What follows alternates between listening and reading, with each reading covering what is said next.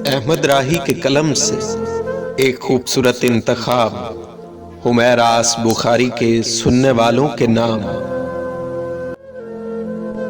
कोई माजी के झरोकों से सदा देता है, सर्द पड़ते हुए शोलों को हवा देता है।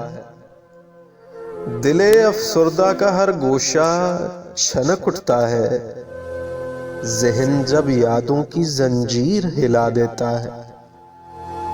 और हाल दिल कितना ही इंसान छुपाए यारो, हाल दिल उसका तो चेहरा ही बता देता है।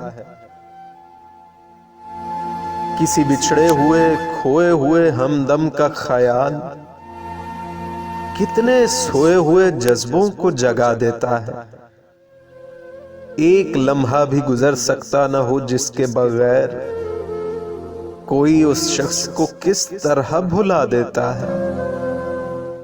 वक्त के साथ गुजर जाता है हर एक सदमा, वक्त हर जख्म को हर गम को मिटा देता है।